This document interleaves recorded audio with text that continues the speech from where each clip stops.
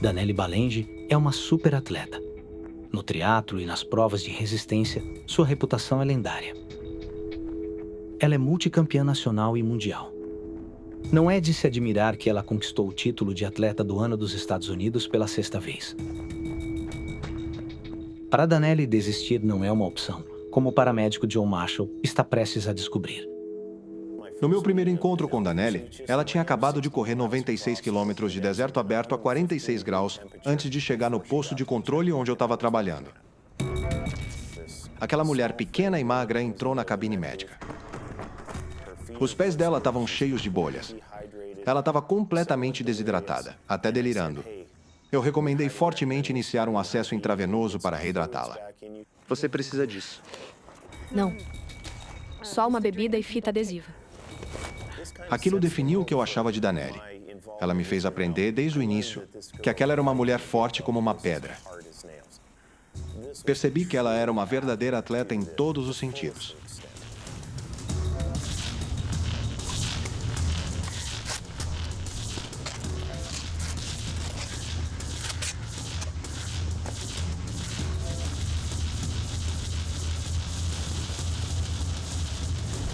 Dizem que para ser um grande atleta de aventura, o mais importante de tudo era que você tem que ser difícil de matar. Danelli era difícil de matar.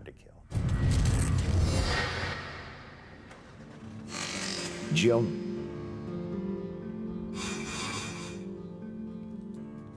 Tudo começou em 13 de dezembro de 2006. Eu lembro que estava na minha casa em Moab. A temporada de inverno estava se aproximando e eu queria me preparar para a temporada de corridas de raquetes de neve e também competir em alguns triatlos de inverno. Oi, Thay, só me dá um minuto, tá? Só um minuto.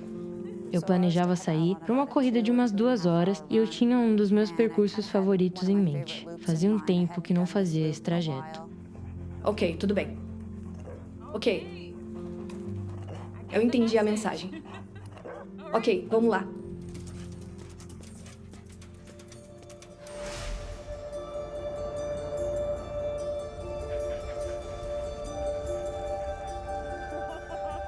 Uma das principais atletas de esportes radicais do mundo, Danelli é conhecida por suas façanhas de resistência em corridas de aventura.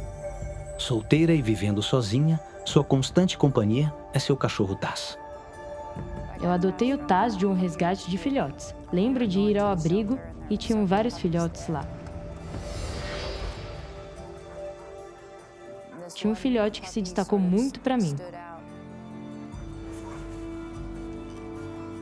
Olá! Porque ele tinha muita energia e gostava de ficar correndo por aí, era hiperativo e tinha essa atitude brincalhona que eu fiquei apaixonada. Eu meio que me conectei com isso. Olha só isso. Nossa, você é muito fofo.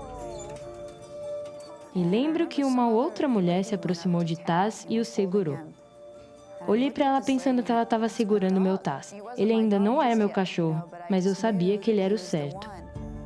Então, eu meio que fiquei de olho nessa senhora enquanto ela brincava com Taz. E no segundo que ela colocou ele no chão, eu imediatamente o peguei e falei que queria ele para mim. Tinha algo no Taz que me puxou para ele, que me fez saber que ele era o meu companheiro ideal. Preciso que você me ajude.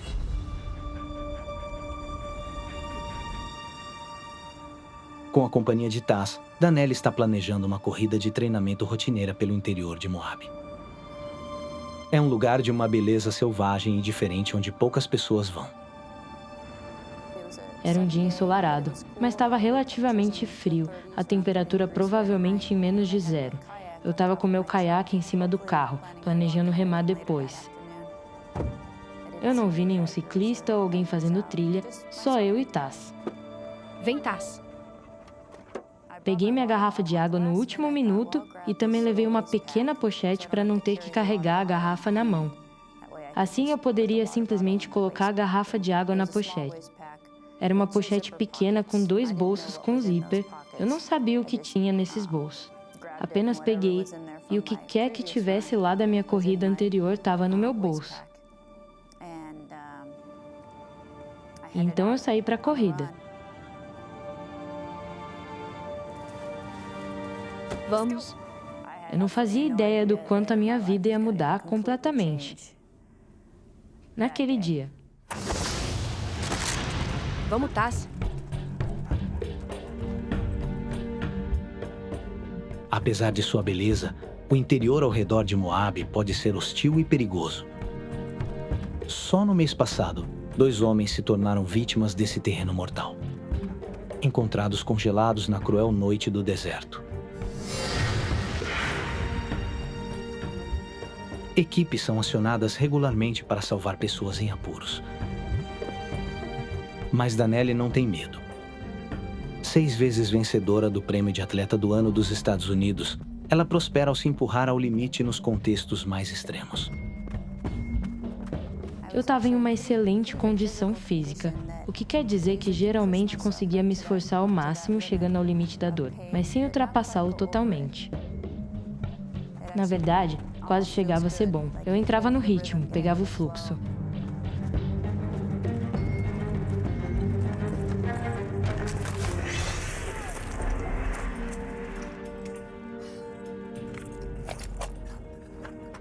Cuidado com isso. Nenhum mapa marca o percurso de Danelli. E a cada passo, ela avança mais para um território desconhecido. De repente, a próxima coisa que percebi é que Taz estava na minha frente. E aí então meu pé simplesmente escorregou.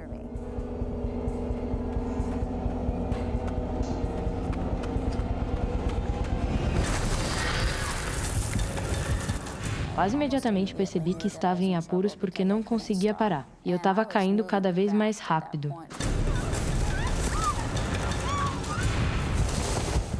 Então, o final era uma beirada de uns 6 metros. Queda livre. Eu definitivamente tive tempo para ver minha vida girar na minha cabeça e pensar que talvez eu não fosse ver o dia seguinte. E então, bum.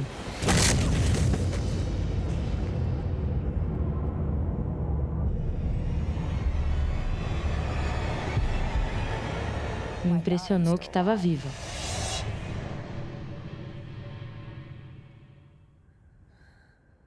Eu não sabia o que tinha feito comigo mesma, mas sabia que tinha me machucado para valer. É uma queda horrível. O impacto despedaçou a bacia de Danelli em pedaços, deixando o esqueleto dela partido ao meio. Só há tecido mole ligando as pernas ao resto do corpo. A superatleta Danelli entra em modo de sobrevivência. De algum modo, meu cérebro não se permitiu refletir profundamente sobre o que havia acontecido. Mesmo com ferimentos terríveis, o treinamento de resistência de Danelli a impulsiona a continuar e seguir em frente. Então, o que eu fiz foi pegar minha mão direita e colocá-la na minha perna direita e pegar minha mão esquerda e colocá-la na minha perna esquerda e eu conseguia sentir minhas pernas. E foi assim que eu percebi que não estava paralisada. E minha próxima reação foi pensar que tinha que sair daquele canyon, que tinha que voltar para minha caminhonete e que eu precisava ir para casa ou para o hospital. Incrivelmente, apesar de seu quadril quebrado, a atleta de resistência tenta se levantar e correr para fora do cânion.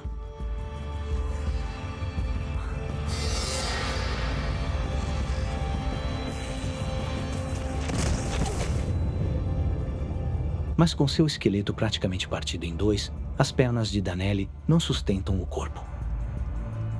Incapaz de andar ou correr, ela enfrenta seu pior pesadelo. Sua perna está inútil e ela está sozinha em um penhasco separada de seu cão Taz. Danelli está sozinha e presa em 2.500 km² de deserto árido e completamente desabitado. Eu sabia que precisava sair daquele cânion. Estava bem frio. E era inverno, mas eu não conseguia ficar em pé, não conseguia andar. Então eu comecei a me arrastar. Com o esqueleto quebrado em 2, despedaçado na pelve, Danelli está gravemente ferida. A maioria estaria em agonia.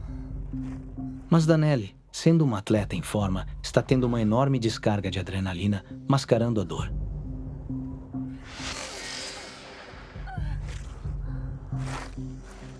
Mas o problema agora para Danelli é decidir para qual direção seguir.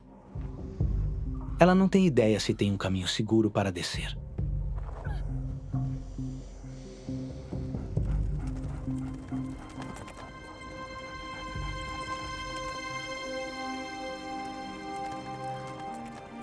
Taz vem ao resgate de Danelli.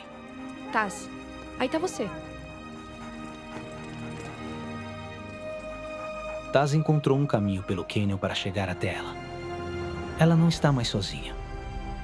Mas a presença de Taz traz mais do que conforto. Já que ele conseguiu chegar onde eu havia caído, sabia que tinha alguma rota de saída. Então usei ele como meu guia, me arrastando para onde ele ia, ao longo da borda. E depois para baixo, até o fundo do cânion.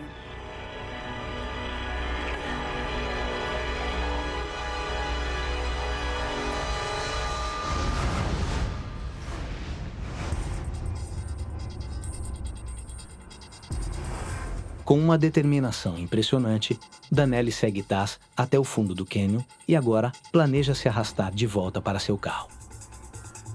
Mas à medida que a onda de adrenalina some, a dor que estava mascarada começa a reaparecer. Eu gastava toda a minha energia para me arrastar 1 centímetro. Aí depois disso a dor ficava tão intensa que eu tinha que me recompor para tentar novamente. O tempo está contra Danelli. Ela sabe os perigos deste deserto remoto. E que se não alcançar um lugar seguro até a noite, as temperaturas abaixo de 0 podem matá-la. Com a sua energia se esvaindo, Danelli lembra de sua pochete.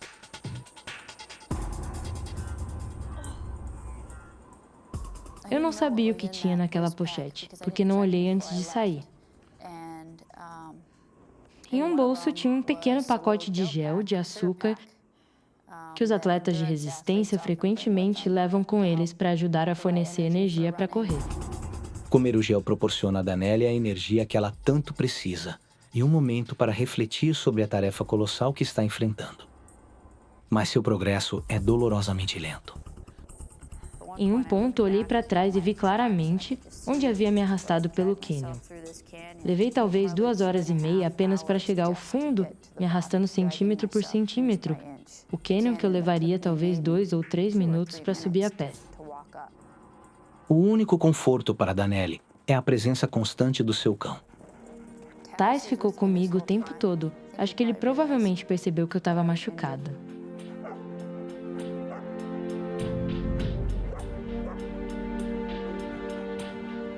Acho que ele estava meio que se perguntando por que eu estava indo tão devagar. Enquanto o sol de inverno se põe, a temperatura está caindo abaixo de 0. A luz do dia desaparece rapidamente e com ela sua chance de sair do cânion antes do anoitecer.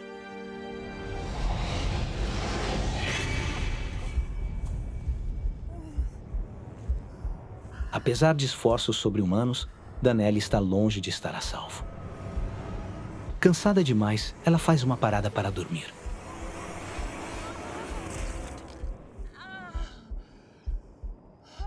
Mas ela sabe que este deserto tem o hábito de fazer vítimas nas horas de escuridão.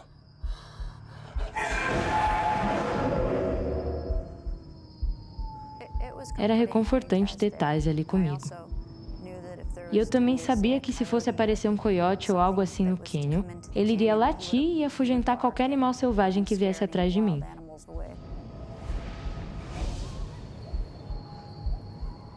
Mas a presença de Taz não vai salvá-la do tremendo frio noturno do deserto. Com minhas lesões do jeito que estavam, ficava um pouco desconfortável se ele chegasse muito perto de mim, porque isso meio que mexia meus ossos um pouco. Eu estava esperançosa de que conseguiria sair dali ou que alguém viria me resgatar. Eu deveria ter percebido naquele momento que estava prestes a morrer no meio do nada, sem que ninguém soubesse onde eu estava.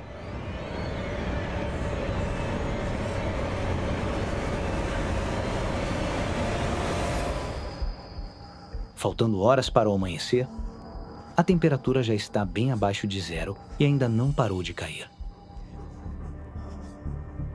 Foi de gelar os ossos, me sentia num freezer. Meus pés estavam congelados e ficaram com queimaduras de frio. O frio está fazendo o corpo de Danelli cortar o suprimento de sangue para suas extremidades, para proteger seus órgãos internos vitais. A gangrena pode destruir seus dedos das mãos e pés, e ainda é só o primeiro estágio da hipotermia. Eu sabia que quando você começa a ficar com muito frio, o cérebro vai desligar, por causa da hipotermia. Com as temperaturas chegando a -5 no deserto de Moabe, Danelli recorre ao seu treinamento atlético para sobreviver à noite.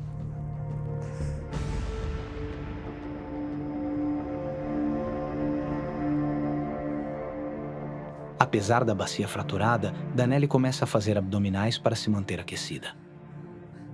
Era quase como levantar apenas a cabeça e os ombros. Não conseguia fazer um abdominal completo porque não tinha movimento na parte central do meu corpo. É preciso um esforço sobre-humano. Quase demais para ela.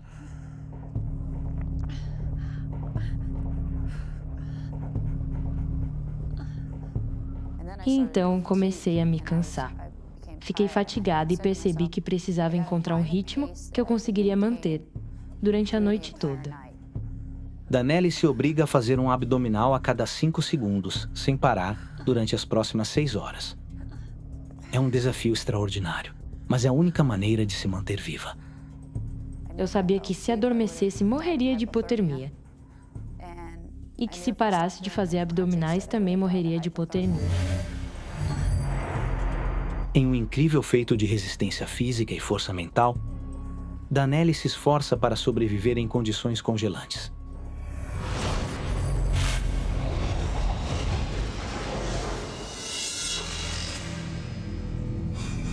Dia 2. Quando a maioria das pessoas já teria desistido, Danelli sobreviveu à noite fazendo abdominais.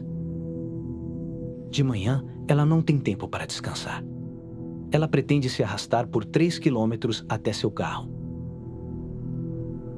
Meu plano era tomar aquele gel para me dar energia e depois continuar rastejando para sair.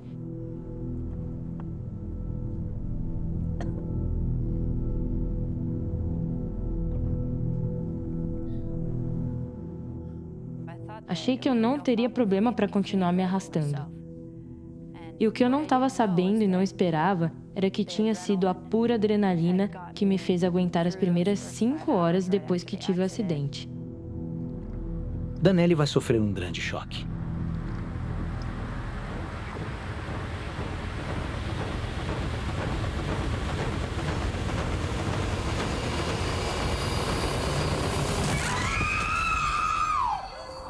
Quirguistão é um país montanhoso e remoto na Ásia Central. Antigamente foi parte da União Soviética. É aqui que 3 caçadores vieram para uma viagem inesquecível, em busca da rara ovelha Marco Polo. O Marco Polo é provavelmente o carneiro mais majestoso que se poderia ver em qualquer lugar do mundo. Spookspan está aqui com seu pai, Danny. Vamos nessa. A viagem é o auge da paixão de suas vidas pela caça. Éramos pessoas do interior, não da cidade. Cresci caçando, pescando, correndo para cima e para baixo nos riachos e rios.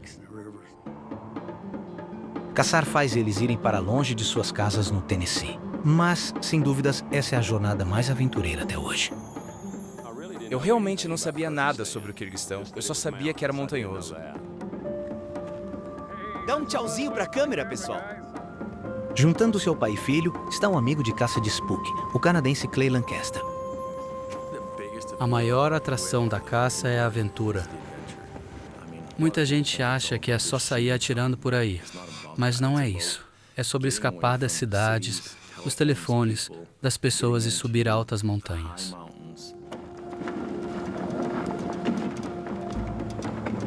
Os 3 amigos chegam ao Quirguistão e partem em minivans para sua base de acampamento remota.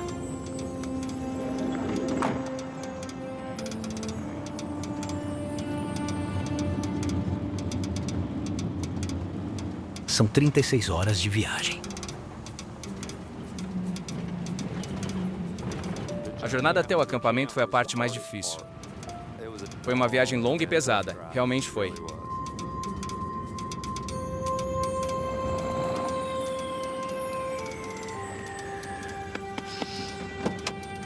Vamos lá, Clay. Hora de acordar. Já chegamos? Me lembro de acordar e pensar, uau, tá muito frio. Meus pés estavam frios e meu corpo estava frio.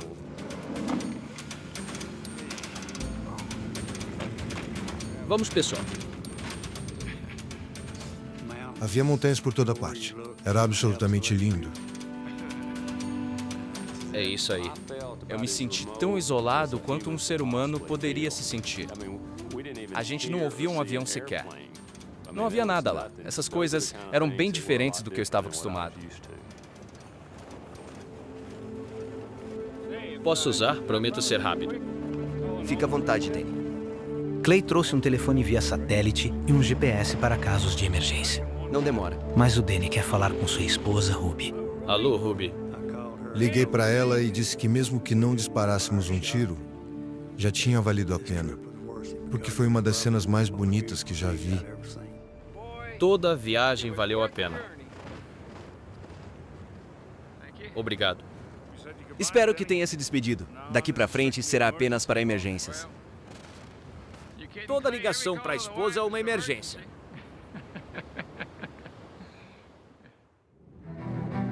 Filmagens do Clay. Os caçadores estão em uma excursão sob medida, organizada na América. Em um acampamento remoto a 8 horas da cidade mais próxima. Eles partem todos os dias a cavalo, acompanhados por uma equipe de guias locais.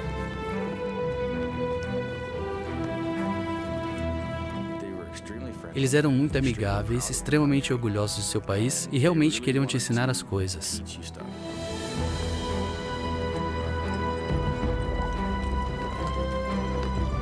Eles passam 2 semanas inteiras atravessando quilômetros de montanhas congeladas em busca de seu prêmio. Era um grande desafio para caçar. Havia momentos em que eu estava com neve até a cintura. Filmagens do Clay. Com poucos dias para concluir a viagem, os caçadores avistam o que vieram buscar. Quando vi o carneiro, senti como se fosse um sonho. Eu não acreditava que era real. Aquilo era algo que sonhei por anos e anos.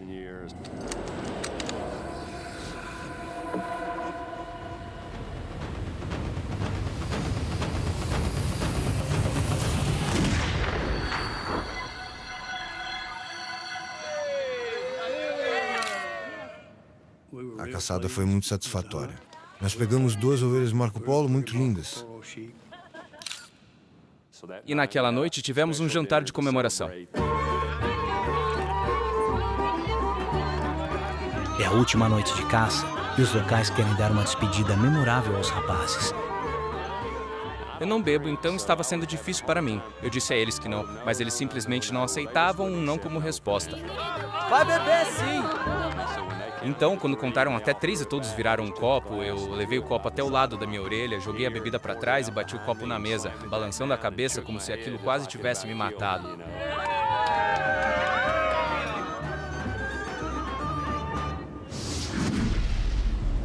John. Após conseguirem seu troféu, os caçadores estão ansiosos para voltar para casa. Danny, Spook e Clay deixam o acampamento para viajar até a cidade mais próxima, a mais de 480 quilômetros de distância. Mas ao iniciarem a jornada de 8 horas, o tempo começa a fechar. Tinha nevado bastante. A estrada por onde viemos já não dava mais para vê-la porque o vento soprou e a cobriu completamente. Me afastei da van e lembro de ter feito uma marca na neve.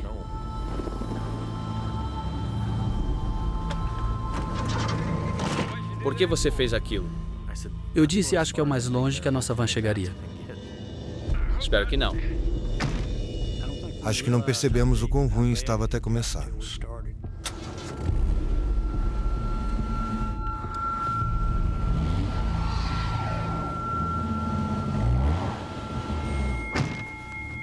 Até que eu estava sendo otimista. A neve está muito profunda para a minivan. Mas agora os guias locais decidem descer as montanhas para tentar escapar da nevasca iminente.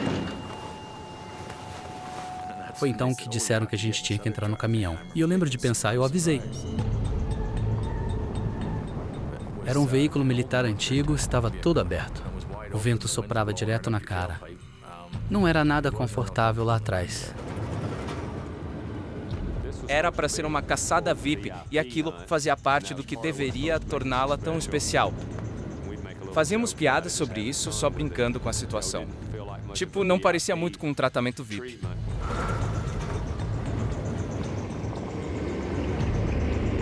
O caminhão parte do acampamento, mas quase imediatamente, a nevasca começa a engolir o veículo envelhecido. Não andamos nem 1 quilômetro até ficarmos realmente atolados.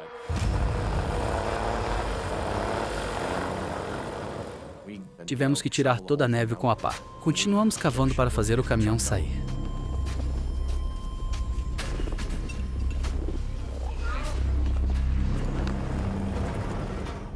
Todo mundo começou a empurrar.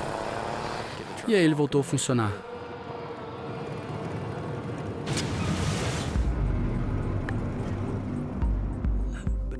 Tenho dirigido caminhões desde que era apenas uma criança. Acho que comentei que talvez poderia dirigir o caminhão através da neve.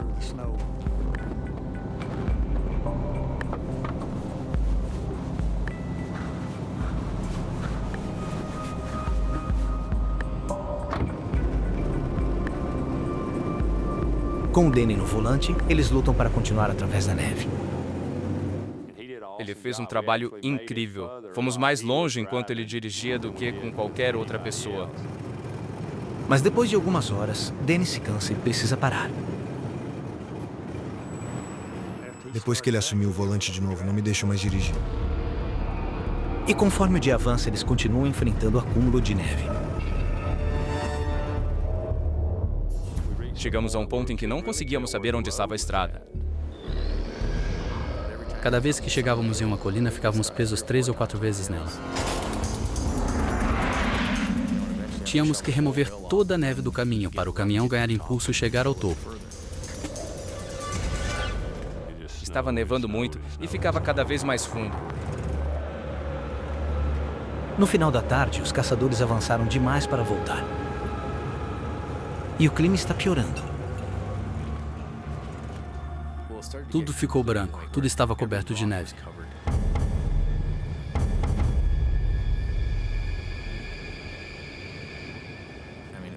Havia apenas branco. A neve não parava de cair e nada parecia familiar. Estávamos num vale enorme e ficando cada vez mais presos em situações piores. As horas passam. A luta para avançar está cobrando seu preço. A neve ficou tão profunda que bloqueou tudo. Não dava para avançar 10 metros. Todos nós estávamos exaustos demais para continuar cavando. Eu continuava pensando, sabe, isso está começando a se tornar uma situação ruim.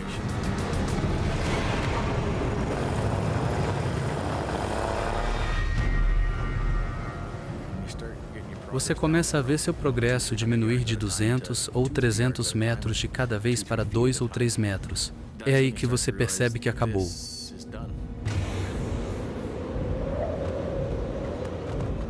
Ficamos presos. E era lá onde íamos ficar. Os caçadores estão presos em um deserto gelado, a 3.000 metros acima do nível do mar e em meio a uma tempestade de neve. A noite está se aproximando rapidamente e as temperaturas começam a despencar para menos 40 graus. Como vou sair daqui? Socorro!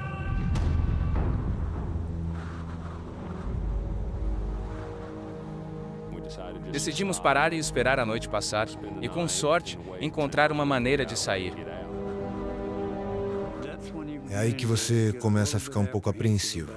Tipo, como vou sair daqui? Os caçadores sabem que não tem outra opção a não ser ficar parados no meio do nada. Vai ser uma noite daquelas com certeza. A situação piorou e se tornou um problema sério. À medida que a noite cai, as temperaturas despencam. A exposição a esse frio extremo pode matar seres humanos em minutos. Apenas com seus trajes de neve e uma lona fina, eles têm que se agrupar para ficar o mais aquecidos possível.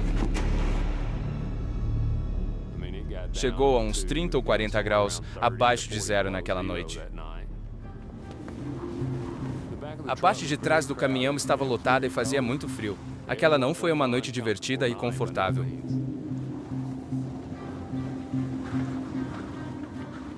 Eu estava apreensivo, com medo do frio e de ficar sem comida. Foi uma situação difícil. Tem os cobertores na mochila. Meu pai é muito compassivo. Sempre pensa nos outros. Pode pegar. E ele estava preocupado se todos iam estar aquecidos o suficiente. Demos a eles tudo o que tínhamos. Meias, botas, jaquetas, tudo o que não estávamos usando, deixamos eles usarem. Pode usar. Ao decorrer da noite, os locais percebem o quão perigosa é a situação. Eles estavam ficando preocupados e eles moravam lá. Eles sabiam que ninguém ia sair para salvá-los e não existe nada como busca e resgate ou algo do tipo. O comportamento deles passou de ser meio jovial, sabe, se divertindo, rindo, brincando, para apenas um olhar vazio e uma preocupação desoladora.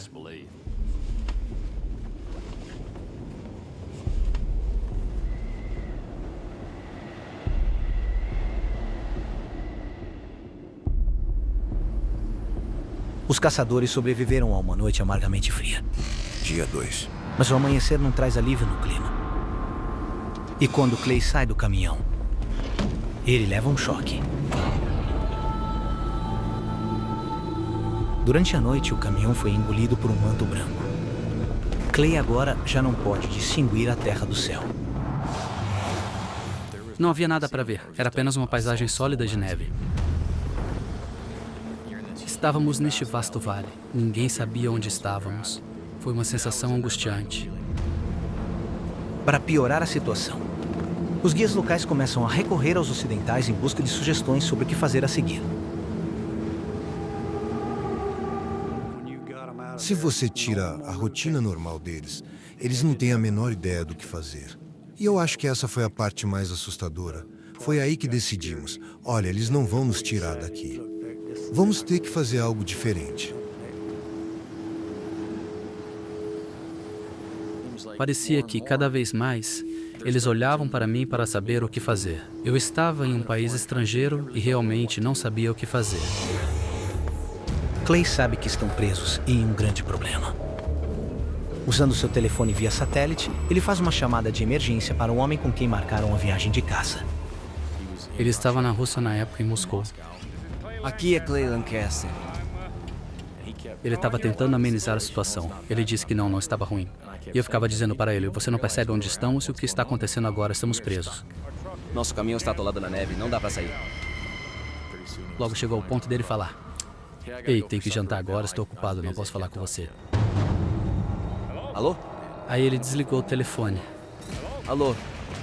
Ainda bem que eu não estava perto dele naquela hora. Dá para acreditar? Esse é isso aí. Não vou depender de mais ninguém aqui. Vou entrar em contato com meu irmão no Canadá. Mas a bateria do telefone via satélite está na reserva. Escuta. Está a poucos segundos de acabar. Estas são as nossas coordenadas. Escuta.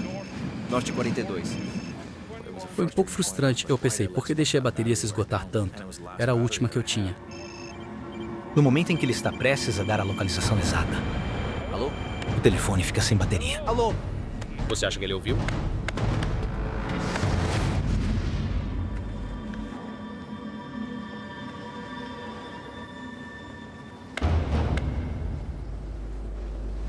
Sem telefone. Os caçadores estão agora completamente isolados. Tudo que eles podem fazer é se encolher e tentar se manter aquecidos. Muito obrigado. Nós entramos no modo de sobrevivência e eu só pensava na Ruby. Os instintos humanos de sobrevivência realmente entram em ação quando você está numa situação em que precisa fazer algo para sobreviver. Os caçadores e os guias terminam as últimas migalhas de comida. Sem mais nada para comer, eles vão enfraquecer e sucumbir ao frio rapidamente.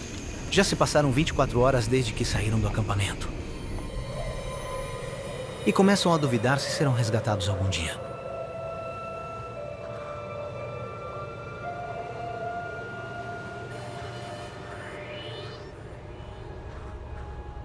Você começa a se perguntar, será que eles vão vir atrás de nós? Se tá bem, Danny? Só pensando na Ruby. Ela espera que eu volte amanhã.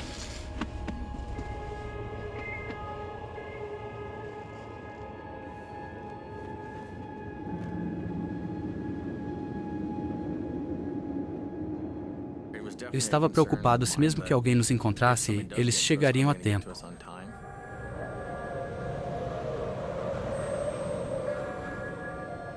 Você pensa nos seus filhos, na sua família e na sua esposa. Sabe, é difícil manter a motivação. Você se sente impotente.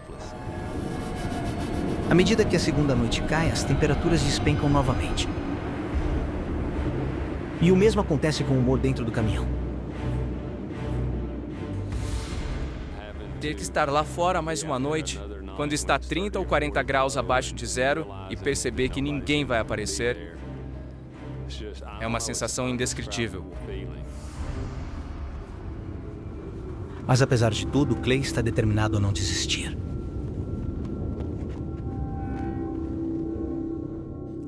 Decidi que não era ali que eu iria morrer. Não estava pronto para isso naquele momento. Ele quer se afastar do caminhão em direção ao acampamento, onde pode recarregar o telefone e pedir ajuda. Conversei com os caras e disse, se ninguém vier no dia seguinte, então vou tentar sair daqui de um jeito ou de outro. Não vou ficar aqui só esperando. Mas deixar o veículo viola uma regra de ouro da sobrevivência. Não tem como não ficar com medo sobre o quão difícil isso pode ser. Quais poderiam ser as consequências se fosse para a direção errada? Ele não era nem um pouco paciente, para saber exatamente em qual direção seguir. A atitude de todos os outros era tipo, nunca vamos conseguir, precisamos ficar com o veículo. Essa é a nossa melhor chance. Eles achavam que quanto mais tempo ficássemos no veículo, melhores as chances. É um dilema angustiante. Clay pode nunca chegar vivo ao acampamento. Mas ficar parado e não fazer nada também pode ameaçar a vida de todo o grupo de caça. Por outro lado, se ninguém viesse, seria muito mais perigoso. Quantos dias você pode ficar sem comida antes que suas forças não sejam suficientes para fazer algo assim?